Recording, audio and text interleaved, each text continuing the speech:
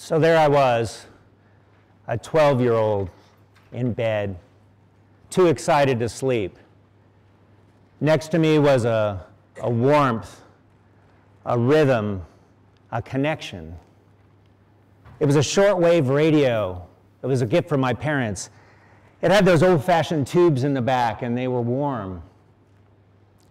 A shortwave device can receive radio signals from distant lands. The sounds I was hearing was from the International Time Clock in Greenwich, England. The sound of the clock was the passing of time. Clicking and beeping, clicking and humming. It was amazing. I could hear these sounds from thousands of miles away to where I was in Denver, Colorado. Suddenly, the world seemed really, really big, and I was really small. Vietnam was just as far away around the other side of the globe. My brother was of age for the draft, and I was really worried about the possibility of him going to fight in a war. I really think that the world was really huge, and again, I felt really, really small. This was the first time that I realized that life was finite, that someday there would be no me. With the sense of self, I think also came the sense of others, and with that, a couple of needs as well. I call those needs standing out and fitting in. You see, my family moved around a lot when I was little. Every couple of years, it was a new town or a new school. I never really felt like I fit in, never really found my groove. I didn't have any trouble standing out, however. Everywhere I went, I realized new people I meet and new places I went, nobody knew who I was or what I stood for. So standing out became sort of like a sport for me, a show, the Jim Robb show. I think that I found out that standing out was really important to me, but standing out also had its downside as well. When I went to junior high school, I was just a skinny little kid. I wasn't this size. And a schoolyard thug would greet me every day on the playground and extract my lunch money from me.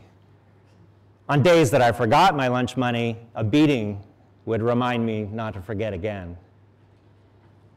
I think it was at times like these that I really wished I didn't stand out, that I could just disappear. When I was 14, my family moved to Richmond, Virginia, and I was enrolled in one of those new middle schools that had an open floor plan. It was designed to encourage unbounded thinking. A boy came up to me after realizing I was new and said, "Hey man, who are you for, the North or the South?"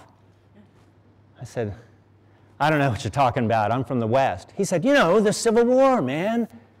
I was like, wasn't that over a long time ago?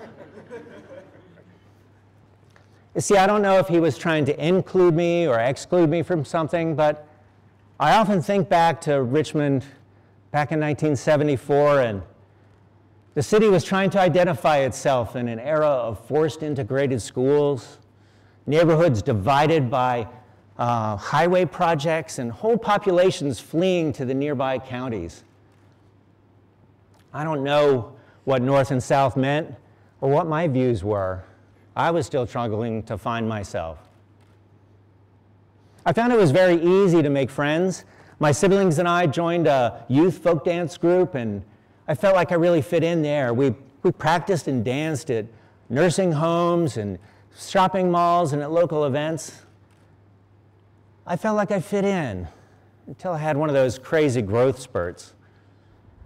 Suddenly, well, you can see how I turned out. You can imagine me in a line dance with a bunch of normal-aged teenagers, normal size, and here I am. Suddenly, I didn't fit in anymore. So between the new body and the new city, I was really struggling to find myself, and I think the turning point for me was the high school that I attended. Open High School had a tiny staff, and they compensated by allowing students to enroll in local colleges for high school credit. I took a biology course from Virginia Union University, and I felt like I really fit in there.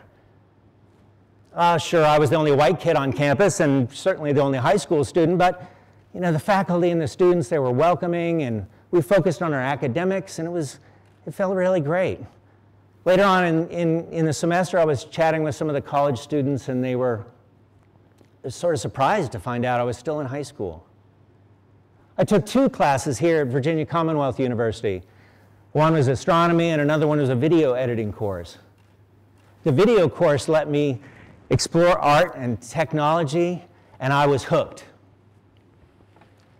I found that soon I was making Super 8 movies and shooting and editing traditional photographs, and I started to get involved in theater.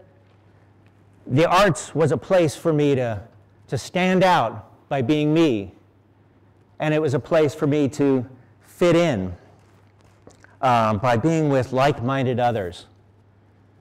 All of this happened right here at VCU some 40 years ago. I tell you all of this because it's taken me all this time to understand some really essential needs about myself and those around me, including Richmond and VCU. See, when that guy asked me if I was for the North or the South, he was asking me where I fit in, and in particular, whether I fit in with him. I think we all have a need to fit in. Some of us may have found the place, and others may still be looking. I think you could call it tribal mentality, cultural identity, social status, nationality, generational. The desire to fit in drives us to seek out and connect with like-minded others. There's cultures all around us, some just down the street and around the block, places where people are fitting in with each other and really connecting around an idea or a cause or a purpose. I think I can only speak for myself here, but I tend to only see what aligns with my vision, with my worldview. I tend to only see and notice what sort of fits in with me and maybe has value for me. The UCLA clinical developmental psychologist, Dr. Gene S. Finney, describes the different stages of cultural identity in this way. The first stage is unexamined cultural identity. And I think we all know this stage. This is when we're young and we mimic those around us, our parents. We think and do and try to act like they do, at least until we're teenagers. This is a time, like I remember a TV commercial from the 1960s. It was a young boy that was mimicking his father going through his daily routines. It was an anti-smoking commercial, and the father was driving the car, and the little boy is driving the car, and they're washing the car and tossing pebbles, and the father picks up a pack of cigarettes. And the little boy picks up the pack of cigarettes, and he looks up at his father. I think this is a time when we were all trying to mimic those around us. The second stage is cultural identity search.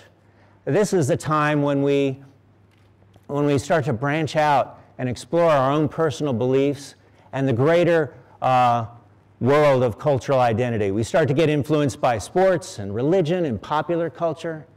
It's a time of great exploration, expanding thoughts, some of which could be dangerous to us. Not all ways of fitting in are healthy. The third stage is cultural identity achievement, and this is when we feel really good about ourselves and when we can navigate the greater world in a positive way. I'm not sure I've reached this stage yet. I can see myself going through all these stages, and I know I still have far to go, but I think there's something else at work in me, and perhaps in you as well. You see, I think that there's sort of a struggle going on, or a juxtaposition between standing out and fitting in. I think these two things are often at odds with each other. For instance, as a teacher, I want to fit into the academic professor world of seriousness and mission and decorum. But the standout part of me wants to post antics and random thoughts on social media. But I hesitate. As a parent, I want to fit in with other parents who have a balanced life of work and family and play. And I want to model that behavior for my children. But instead, I stand out as an unhappy curmudgeon and a workaholic. There's so many ways that I want to stand out, but yet I hesitate because I don't know if I have permission to do so. So can we have both, standing out and places where we fit in? We all feel like we don't fit in sometimes, don't we? We all feel like we don't stand out enough sometimes, right? Who gives us permission to stand out or fit in? By fitting in, are we playing by the rules? To stand out, are we snubbing the rules? I think when you look at the world, you tend to see it not as it is, but as you are. I think you tend to see things that align with your vision, align with your beliefs. And when you reach out to join with other organizations, aren't you reaching out and trying to join in places that match what you already believe and feel? Now, I think one of the strengths of Richmond and VCU in particular is that it's an awesome place that's rich with opportunities to fit in and ripe with expressive ways to stand out. Richmond's at the intersection of North and South. It's reserved and gaudy, natural and high-tech, tattooed and demure. You know, I challenge all of you to take a really good look at yourself, see where you are, and embrace who you are. You don't have to wait for permission from others to stand out or fit in. Each day is a new day to try on new standing out and fitting in clothes. Each day you can shed some of the old you and expand your thinking and your vision. Open up those filters and look and see what is maybe right there in front of you all along, but invisible all this time. So when you meet somebody new on the street, in class, at lunch today, I want you to ask this question of yourself. What can I do to help this person to succeed at standing out and fitting in? And then I want you to ask the person, what are you really passionate about? And then really listen to their response. You might find that whole worlds open up to you, and there's more places for you to fit in. And by being you, more places to stand out. Thank you.